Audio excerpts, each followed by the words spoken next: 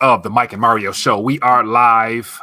Looking forward to connecting and talking about prior week activity as well as looking ahead. But before we do that, Mario, how you doing, my friend? I'm doing well, Mike, and you? I'm doing excellent, man. It's Friday, and as always, it's good to connect and just bounce ideas off each other and try to make sense of this craziness out here. But before we move further, feel free, as always, to throw out thoughts, ideas, suggestions in the chat. We'll get to them when we are able to.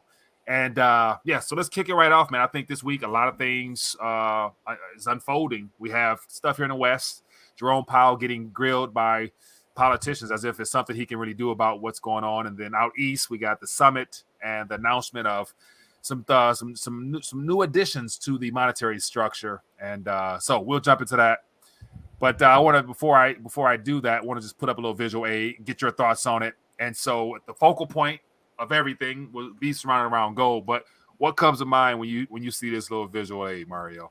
BRICS nation and the challenge to the United States, to the Anglo-American financial empire. So you've got the Brazilian president, Bolsonaro, then you've got Putin behind the gold bars there, and you've got the South African president, Modi from India, and Xi Jinping from China. And they represent, I think, a quarter of world GDP and 40% of the population. And I think they're trying to lure other countries into the BRICS. It's not just going to be Brazil, Right. Russia, India, China, South Africa. They're going to keep probably the acronym, but there'll be many more nations. And I think they will probably be more than half the population of the world, and maybe even up to half, almost up to half, I would say, GDP. They could add Indonesia, Thailand, countries like that, Pakistan. What else? There's Philippines could be one. Who knows? Right, this is just. I think this is one of the most historical moments in modern history because we're witnessing the turning point for the global monetary structure, and the fact that the West is so distracted by so many other problems, and the media is throwing every wrench at us they can to keep us distracted and keep fear pumping through our bloodstreams, while all along out east they're making moves.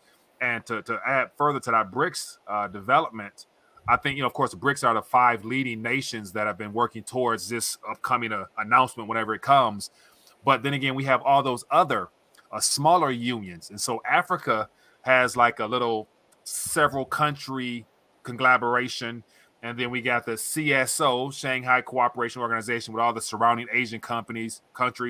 Then we got the Eurasia, the EAUS, East Euro-Asians, whatever, with all the surrounding Russian countries. So Pakistan, and yeah. Right. So you start off with the big boys, the 5 nations, and then you get the small ones around them, and you bring them all together at the end.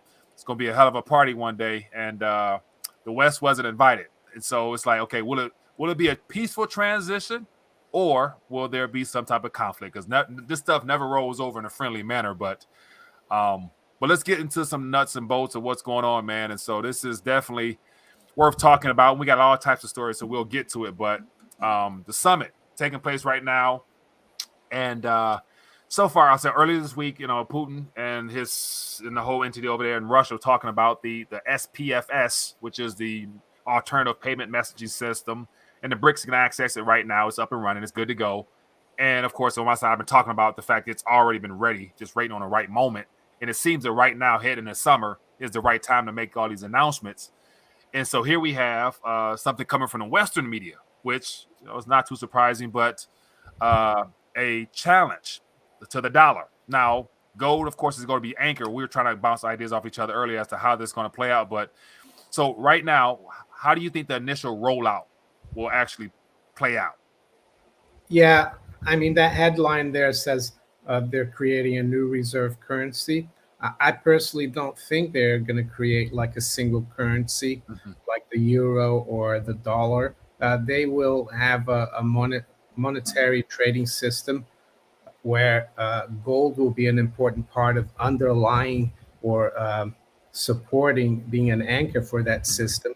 but I think they'll keep using their own national currencies for domestic use for individuals and businesses. Yeah. Um, whether I'm not sure, they've probably seen what happens in Europe with the euro. It's been kind of a disaster for Europe. So I'm not sure they want to have um, a single currency. But because they go on about a lot the multipolar world, right? So Yeah. if you're going to have a multipolar world, you want different currencies. A little bit like during the 19th and early 20th century, when every country really still had its own currency, but they were linked with gold. All of them, they had a gold standard. Some people think it could be currencies also a basket of commodities backing currencies. The only problem I see with that is that most commodities are consumed, unlike gold. Gold has a stock to flow ratio of 84 years, and other commodities, they're consumed, so they're very volatile. So I don't think it would be a good thing to back currencies with commodities that are consumable. Yeah. How about that basket, of course, being anchored around gold with a certain percentage, just because that is, I'm sure, a criteria for every one of those five nations to be able to sit down together and continue to work and move forward together, just to show that they're committed to this transition. But then on top of that, all five of those other nations are naturally rich in other types of rare earth metals and things of that nature, which will be very important for every nation has their own agenda. China has the one belt, one road. Russia has the whatever, they're going to end up connecting to that, and then Africa as well, and Brazil, that Latin American trade situation. So everybody got something to bring to the table. They all need the I guess the infrastructure, the metals and things of that nature that come from that, from those rare earth metals. So I think adding percentages of certain other types of things that the world needs in order to stay in there really certifies and establishes trust. Yeah, I guess it could help. It could help. It's just that if they want other countries to join, there might be some other smaller countries that have no natural resources. Um, And that's where your gold come in handy, because every nation been repatriated and getting their weight up for the last several years. So if you just come to the table with 2%, yeah, you know what I'm saying, you can because you don't need gold, underground to accumulate gold, because it's money. You can accumulate gold via producing things, exporting things, and but if a country that doesn't have maybe too many natural resources, they would be at a disadvantage if the basket of commodities is too very important. But who knows? Yeah. And to move further, just, with the announcement or him talking about exploring possibilities of creating a international reserve currency. So put all that together, international reserve currency, it's like, the first thought is a singular, because it's not saying currencies, but it says based on a basket of BRICS currency. So it's like, okay, so those five nations will be the primary anchor that then the rest of the world would acknowledge as that reserve. I guess so, because they're the most economically powerful. So that makes sense. But it's better than just having one nation like the U.S. controlling it. And I think these BRIC countries, they've learned that having just one nation controlling the world reserve currency is not a good thing for that nation, because every other country in the world wants to earn dollars. So, the U.S. has built so much imbalances, Yeah. and it's made the U.S. I don't like to say the word, but lazy, because you can just print the dollars and buy anything you want. And and I think these guys are not stupid. They've done their homework, and they don't want to make the same mistake. I think it's called the Triffin paradox. That reserve currencies eventually collapse because so much debt has to be created. But when you have gold, it's neutral. Right. Now, how about this BRICS currency basket scenario? It mimics what the West has already created with the UN and the use of the SDR from the IMF as a global basket that everybody right now recognizes, and that everyone contributes to it in according to their own percentages and portions or whatever. But then they do something similar to where the BRICS is the leading entity. They have that basket of 5 currencies as their, BRIC SDR version, and then from that, all other nations participate accordingly based upon however they the Yeah, weightage of their currency in that same basket. But then of course all pegged to something stable in the form of gold. So yeah. The yeah, SDR is backed by nothing, and John Exter, he wrote in 1972 because the SDR was created in 69. It's just a basket of fiat currencies. right. But on the counter to that though, but the BRICS, they would not they wouldn't do that exact same thing. They would No, then that's what I'm saying. They would right. be a backed SDR, if you want to say it. Yeah. But John Exer said that fiat currencies like the dollar are IOU nothings, Mm-hmm. and SDRs are even worse because you don't even know who issues them. Like so he calls it "who owes you nothing," right? But I think the BRICS, they'll probably have a BRICS SDR, but it will be backed by gold and maybe some small basket of commodities as well. The BRICS drawing rights or something like that. Yeah. just on a play on words, I could see them using that just to make fun of the West. Or If they could use Keynes. Keynes wanted to have a world currency called Bancor, BANCOR. They could take the Mickey out of Keynes and use Bancor. See, but the problem is that there's a Bancor project now based out of Israel that is a cryptocurrency type Oh, of that. So yeah, that'd be yeah. But no, so real quick, let's touch on the fact that on top of the BRICS coming out with their basket for some type of world competitive currency, they also have the reliable alternative mechanisms for international settlements. So we got the anchor of the system will be whatever BRIC decide to put up there, but then on the interoperability retail level for international trade of goods and services, even talking about rerouting the BRICS nations amongst themselves, their trade to support one another during this transition. So the SPFF is Russia's version. Of course, China has the SIPs, and then everybody's got their own versions. So, like utilizing the blockchain, digital ledger technology type space, how do you think that things will play out on the retail side, as far as I guess Chinese citizens having access to Russian citizens, and Chinese and African being able to buy through like Alibaba and stuff like that? Will it be, yeah. I think it's going to be like we do nowadays. When I buy something from Amazon, I use pounds with my debit card or MasterCard or whatever, and it will be the same. I don't think they're going to be converted? Yeah. they're going to be using their own currency, but it will be a parallel system to the Western system, and I think they've got a good hang of it. They've had to adapt because of all the sanctions that the U.S. has been putting for years on countries like Russia and Iran, and now with the SWIFT situation, they've banned the Russian banks from SWIFT. And I think the Chinese have been developing their own payment system anyway, isn't it? SIPs Yeah. or something. SIPs. Yeah. So, but yeah, all you have to think about is like what we do nowadays in the West. They'll be able to do it there, but I don't think they're going to be using, the BRICS currency to buy things online. They're going to be using, the South African rand, the Brazilian real still. It'll just be for the BRICS reserve currency will be for nations to settle surpluses and deficits with each other.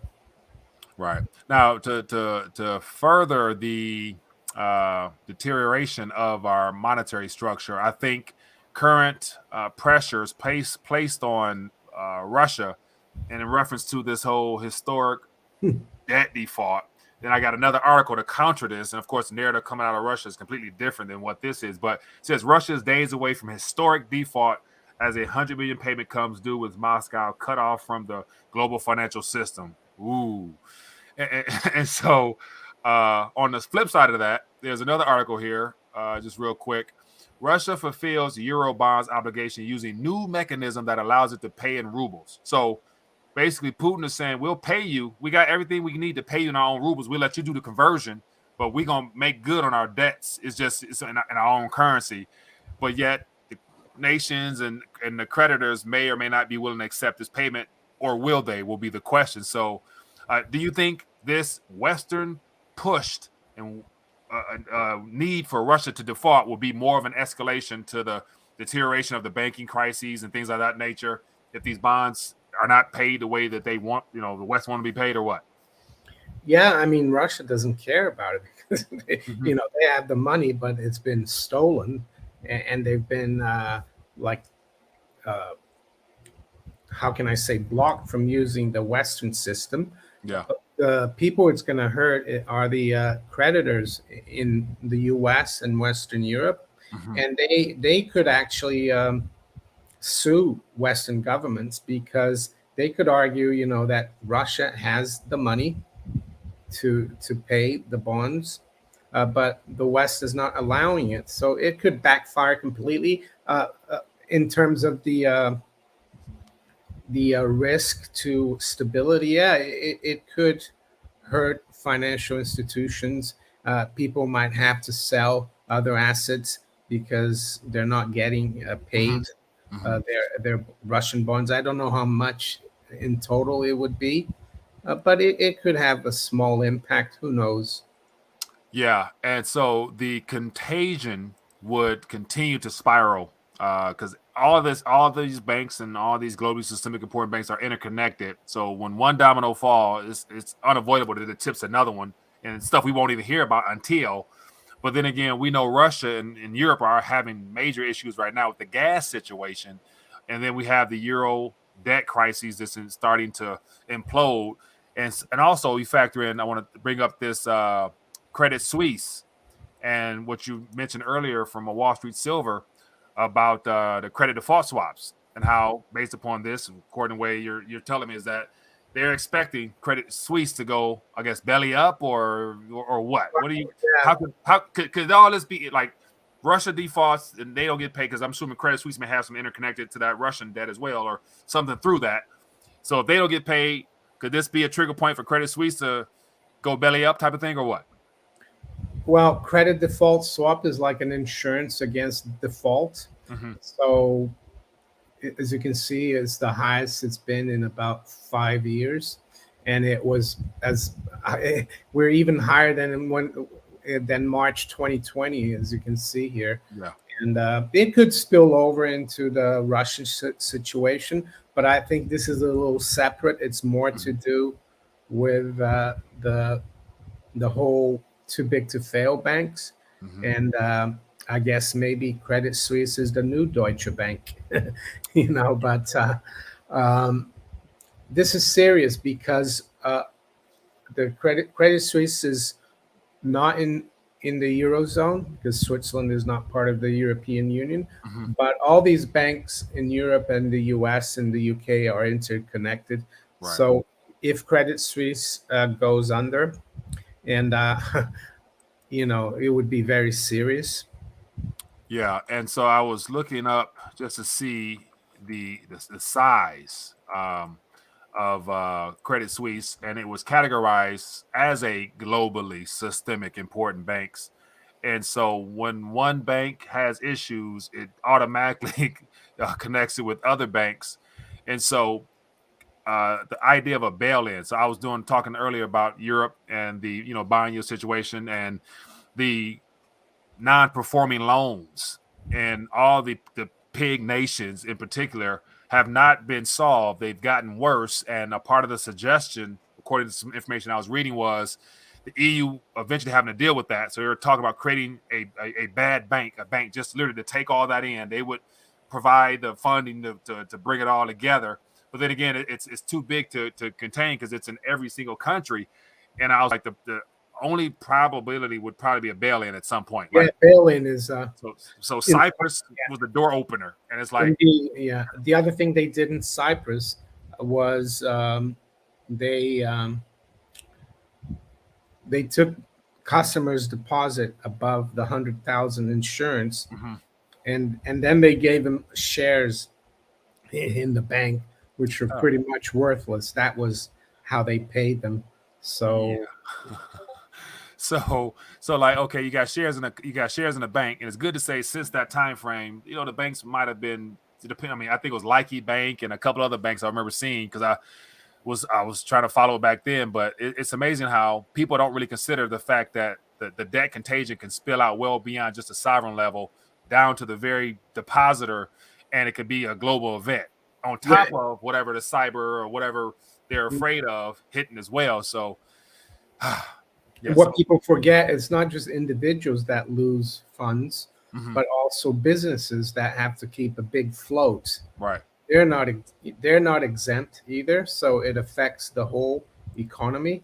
And so a business that keeps €1 million to pay, its bills, its salaries and everything, they could be left with just 100,000, and they would go under.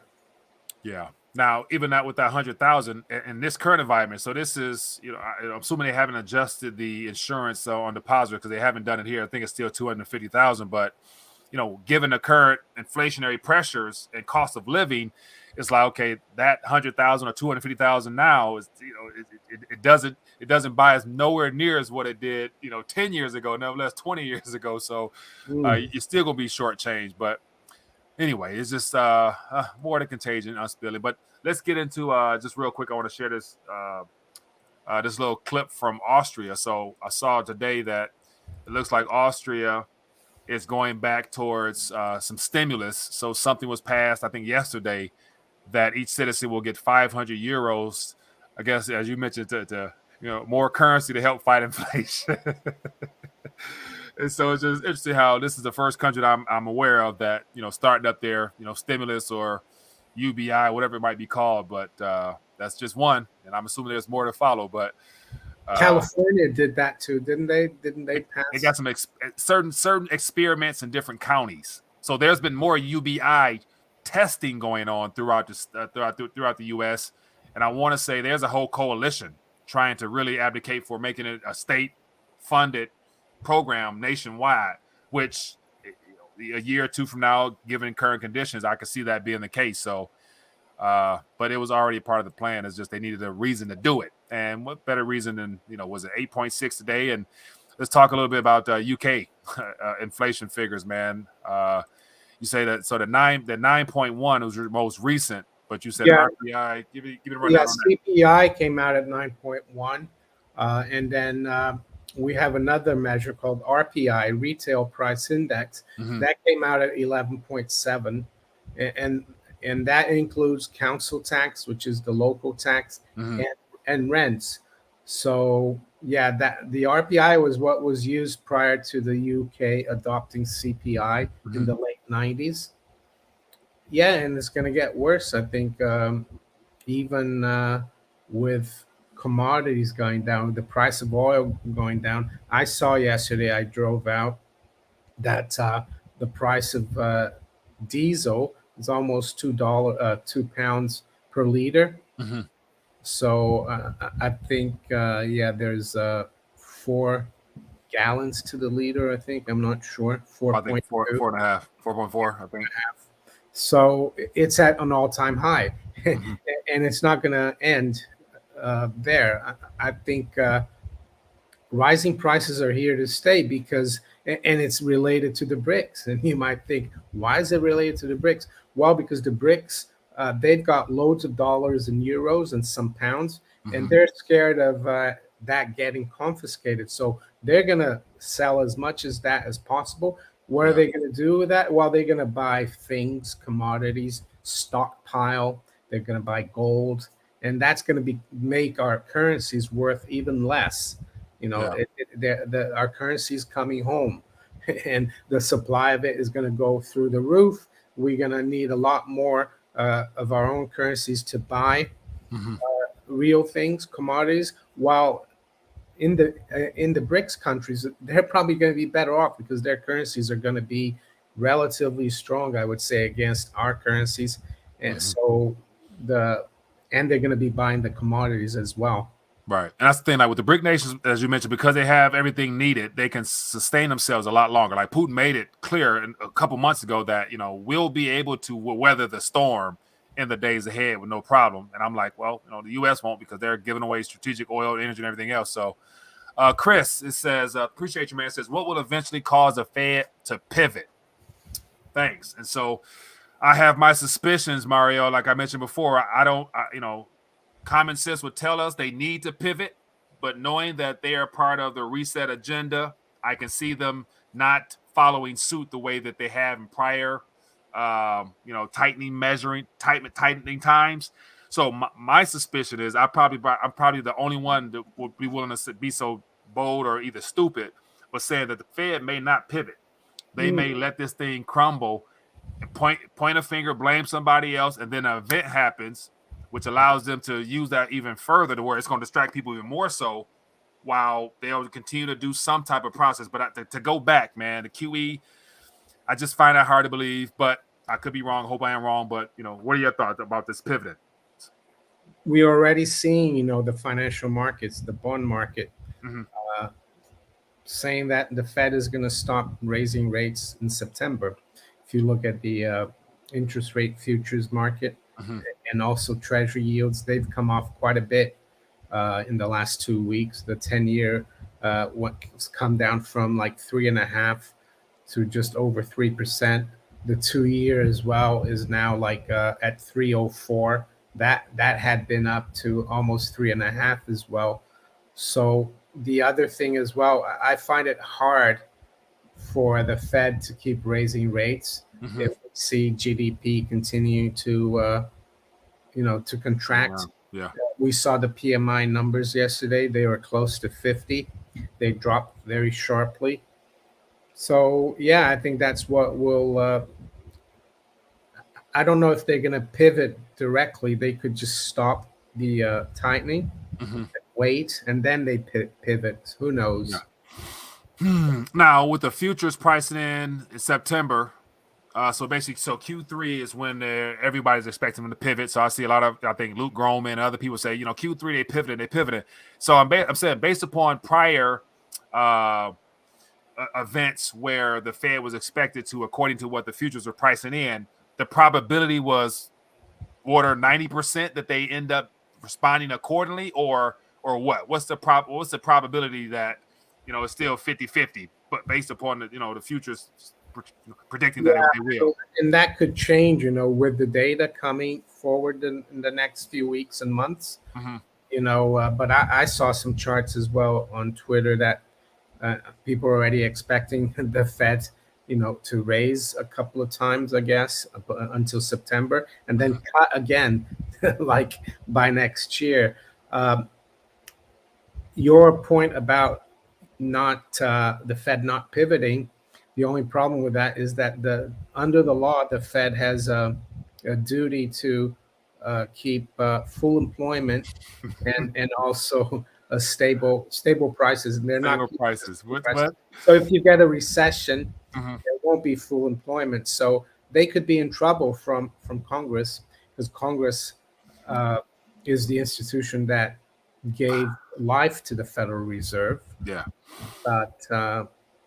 But so even with those two mandates, full employment and price stability, they've already failed. Other than just using like you just talking about the grilling on Tuesday, Elizabeth Warren described precisely a hyper stagflationary event that I believe is occurring right now, and so basically Powell said, there's nothing really can do. We can't really. I mean, what can they do other than just talk and pretend as if raising or hiking really matters at this point? You know what I'm saying? I think we're past the point of even the horses have, bolted and left the barn. Right. It's his fault that we have rising prices, because and you know, and also his predecessors Mm-hmm. for keeping rates, because this is uh, uh, a result of all the inflation since '08, Yeah. really. So yeah, he's right that it's impossible because he was incompetent. But unfortunately, people in Congress, except for maybe a few like Rand Paul, don't know much about inflation and what they think it's rising prices. But I guess the only option Powell has, like you said, to stop it would be to crash the economy. Um, Yeah. So like so he's quoted as mentioning about landing, like landing, like hard landing, landing, soft landing. So think about the narrative. We had transitory inflation, we had what other, little buzzwords they gave us, little two yeah, word inflation expressions. speaking as well. They were talking about that. Yeah, so it's like, a landing now. It's like, okay, so your average person might be literally thinking, "Oh, the Fed can land it. They can land this." But even when you land it, then what do you do? Like, do you get out the plane? So they're talking about the global monetary system, ultimately speaking, and they're talking about landing it. And it's like the best thing they could probably do is try to prolong the flight to keep the plane in the air. Never mind trying to land. They And could land. They could land in the Everglades, and then they come out, and there's full of alligators there. that, yeah, yeah, a landing. So literally, the idea of using a landing lets us know they're trying to bring this down. Now it's a matter of how. And I'm like, it's a crash and burn scenario. Like, buckle up. And it's like the casualties. Let's talk about the casualties from whatever happened, whether it's a landing, soft, hard, or crash. The monetary casualties would be those that I said are stuck in digital paper products, future promises to pay, of that. Like, those are the primary Yeah, casualties. well, yeah, the average worker as well. Right now, we're seeing people going on strikes here in the UK because they can't Mm, afford to make a living. And someone I saw a comment, someone saying, "Oh, there's plenty of jobs. It's just people don't want to work." But why would you want to go to work if after all your costs of going to work and like uh, you've got no money left? You yeah. might as well stay home with your parents or whoever and do nothing. Um, and that's because the currency has been trashed. Yeah. Uh, that's what's happening. It's the collapse. So with that, so that strikes. So like a part of I think the figures they're saying, there's for every job opening, there's two unavailable workers for every job opening out there. So basically, just saying that the people who were not returning to work and not even counting no more, all that has pretty much doubled. And so it's like, at this current moment, if people don't show up to work, that means businesses can't stay open, services can't be provided, goods can't be manufactured. So it's like an ever spiraling. Yeah. The other problem that's happening is businesses, even if they have workers, their inputs are going up in price, so their costs are going up. They're having to pass that on to the consumer, and sometimes they can't, so they shut down. Mhm. So, like you said, you could have a hyperinflationary collapse where everything that you need to survive and live is really expensive, and your currency doesn't buy any of it, while all the paper investments completely go down the drain. You Mhm. can buy, you know, uh, cheap tech stocks, but no one has the money to buy it because Right. they're busy trying to buy food and pay for, fuel and other things. Yeah. And a part of that, like, a lot of those companies that have been around for countless years will be out of business, and rebranding and the transition to this digital economy that they want is ever so obvious, to where robotics, automation, artificial reality, virtual reality, all that stuff is being built up right now as we speak, to be able to replace people. And then you got people coming out saying that you won't need to work because robots will do your job. And all the fast food got automation robots now, and that the sales have gone up tremendously for fast food to hire these robots. And so it's like, wow, like Yeah, everything's playing out. you won't need to get married. You can have a Japanese doll, right? Oh my goodness. And on top of that, so let's just touch on one or two more stories, and then we'll open up for some thoughts, ideas, and questions. But the travel chaos. So here in the U.S., I think several thousand flights over this past Father Day weekend were canceled, and people stuck in airports. And Europe, Yeah, same way. it seems to be concerted. And I was reading here in the UK, people are still, or in Germany, people weren't showing up to work because they tested positive for the beer, disease. Yeah, uh, I can't believe people are still testing for that now. It's ridiculous. And I think the other thing as well is you shut down the economy for, here in the UK, it was 240 days, mm-hmm. like not all at once, but the second lockdown and the first. Yeah, You disrupt the whole airline industry or the airports. It's going to be difficult bringing it back. yeah, And I think that's what they're finding. Or maybe it's also part of the agenda to discourage people from flying abroad or flying on holiday. Uh, of course, Klaus Schwab and his cohorts, they all have access to private jets, so they're okay. yeah. They'll be fine. And to move along further, man, this I might as well just share my 2 cents on this. So you brought this to my attention because I wasn't even aware of it, but it looks like with the overturning of Roe vs. Wade, ending 50 years of federal abortion rights. And so I have extremely mixed feelings on this because my question is, why now and for what?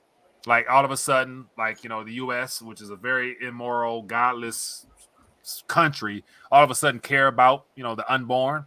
And so to me, this plays into laying the framework for the, not your body, not your choice, furthering that, that stuff that they Yeah. want to push around the world, to where they say that this opens the door for the government to somehow to say that they have the right to tell you what you can and can't do when it comes to, to participating in the future. Well, yeah, the other thing I think it will do, and I'm not really, don't follow the US that closely, these kinds of topics, but Mhm.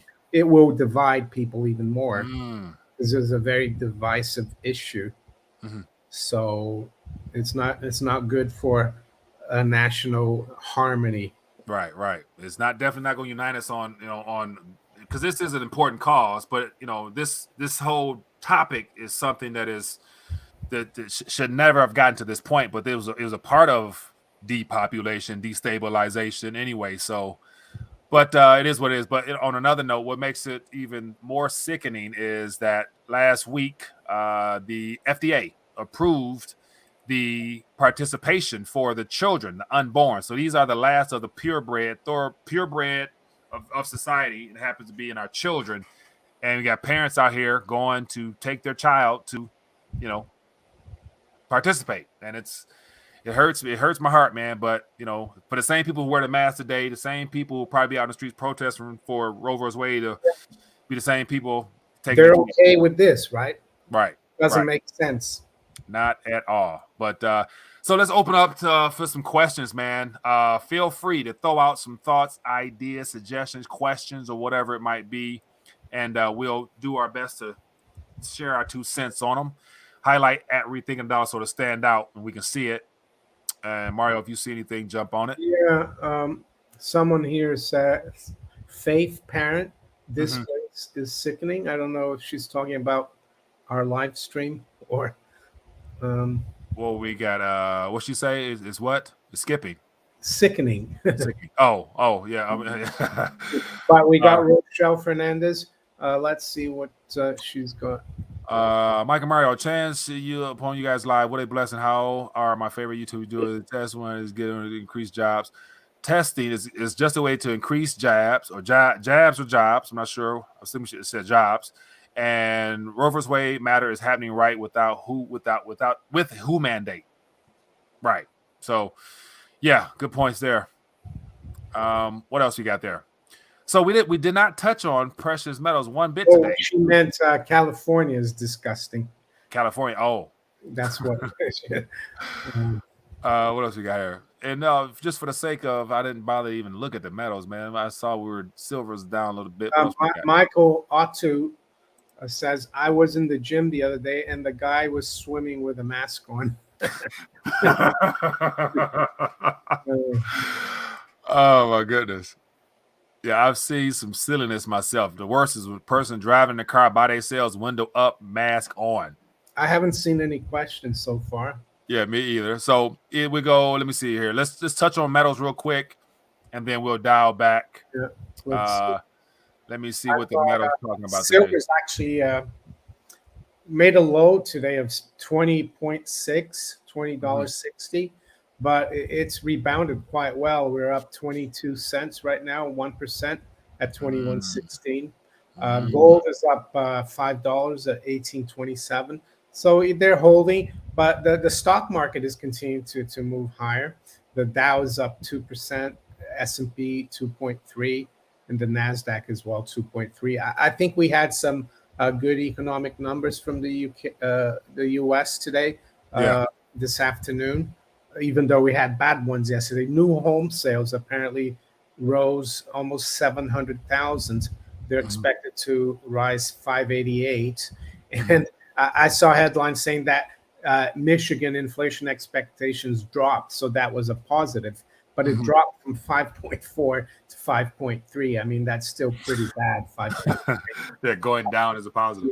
Yeah, and Michigan consumer sentiment, that dropped from 50.2 to 50. So I'm not sure what's going on there in the new home sales market, but these numbers, I guess, can be volatile. Yeah. Here is RT 08 was because of 08 was 08 because of mortgage-backed securities failing. Now that they are basically doing the same thing, how bad will the crash be with stagflation? Whew. Oh man. A complete shakeup of the entire way of life. Like literally, like unaffordability for things you need and the things you thought you own, you're gonna find out that they ain't worth much either. So it's like, the cost of surviving will go up, and everything that you thought was your net worth, whatever you use to accumulate your net worth with, will be going down. So it's like you'll basically own nothing, but still be required to sustain yourself in a sense. Like, house crash, portfolio crash. You don't have that wealth, the perceived wealth, but then again, the food and everything else to sustain your body is still rising, if not scarcity kicks in. The only positive about what's happening is that you're going to actually have to be productive to earn a living. You won't be able to keep borrowing and spending. No credit. No credit. Yeah, the other thing as well, I think we're already there. I mean, you look at all these disruptions, strikes. We're already there. Some people say, I see comments a lot of times on my videos. Oh, I want to see the collapse. I'm waiting. Where is the collapse? I think we're in it. It's just that, the world outside is still the same and doesn't change. But they haven't realized. The rest of the world hasn't realized yet. Like, the 99% of people who are literally still doing life and thinking that they're going back to normal. Like you can tell those people, the people getting tested still, the people who, wear the mask still, the people who. And I think a lot of people, they think it's temporary because of Putin and Ukraine. They're blaming all that for all that's happening, and they think if that ends, everything will be all right. But here's a last question we'll do. This says, what are some predictions you gentlemen miscalculated or got wrong that still has you baffled? I would say the first thing that comes to my mind is that the fact that the plane is still in the air and it hasn't crashed or been landed before now. Because I was under the impression that March 2020 was it would have been hard to revive the patient, but they injected it, gave it stimulus, and then Uncle Sam got up got off. He got up, he rose up for a minute. He's still on life support right now, but the fact that they've been able to prolong this thing so long without something severely breaking. Yeah, I was working in the city in 08 in the financial sector, and I thought the whole thing was going to implode then, and it almost did, but it didn't. So the only reason it didn't is because they bailed everyone out. with taxpayer money. You see, all the rising prices that we're seeing now, all the disruptions to the supply chain, it's all to do. It goes to '08 Mm-hmm. because they didn't fix anything. Um, we still have a system that is highly financialized, Mm-hmm. based on credit, asset prices, inflation, deficit spending, Yeah. derivatives as well. That's very soon. They haven't reformed anything. Right. So, but they've kept that going, and yeah. So, So here's the last question. The S400. It says RTD does a social credit system replace FICO one, and won't this create a sense of nationalism? I think in the long run, somehow, some way, they will definitely find a way to use that new created score, social credit score, in place of the FICO score, just because FICO score is more so geared towards your credit and your ability to be able to borrow. But if credit is not readily available or used the way that it has been, you're going to need permission. So your social credit score is more permission based upon your participation in the society and cooperation with the state. So I could see that being the primary usage of some score that people use. So, but then that will be the ultimate form of the state literally runs and controls everything because you got to get permission. Everything's going to be permission based in the future, I think. I guess it's the Big Brother system, isn't it? Mm-hmm. FICO score is just on your, just if you're a good or bad Borrow, credit. yeah. This is if you're a good or a good or a bad person to the state. Yeah. if you're a good debtor or not. All right. Well, we are 46 minutes into it, as always. Mario has become like the Grim Reaper. Michael. No, man. Just the goal is to be truthful. Like we are. I think two gentlemen of many that don't mind being truthful, even though truth hurts. It's painful, but it's necessary. I would not be the type of guy to get on here and just paint a rosy picture of like, oh, everything's fine. Go out and spend all you have, go take vacations, go shopping. No, prepare, brace for change. Look for opportunity amongst this change because, as you mentioned, we're going to get back to the point where you got to add value to somebody in order to survive. So focus on skills accumulation so you can use them when we need it. Because we go back to horse and buggy type of days, you're going to have to do something the world needs other than just take selfies and swipe credit cards. That stuff is done, man. Anyway, I'm ranting. Let's end on a good note, Mario. If anything comes to mind, feel free to let us know or whatever however you want to end. Rochelle says that question about social credit score reminded me. I still have to send you that carbon neutrality article I wrote. That's for you. Good deal. And so Rochelle, she'll send me stuff and I'll pass it on. She's very knowledgeable and very in tune with things. So send that and I'll forward it to the community. Definitely appreciate that. So, as always, it's been great hanging out this Friday. Of course, we're approaching the end of June, heading to July. Summer's officially here. The BRICS are announcing some reserve currency. So it's my suspicion that before the end of this year, we may get another announcement of some kind, and we'll see what it's like. And if they announce a gold back or something or another, that could be the announcement that breaks the COMEX, or because the nations then at that point going to clamor to get as much as they can. Therefore, we could see some fireworks for real with metal prices before the end of the year. So who knows? Or we could see a major war. Yeah, or the lights could go out, cyber attack. So either one. So I'm sure they got a couple of different avenues covered. But be blessed, be safe, have a great weekend, and we'll see you guys later. Peace.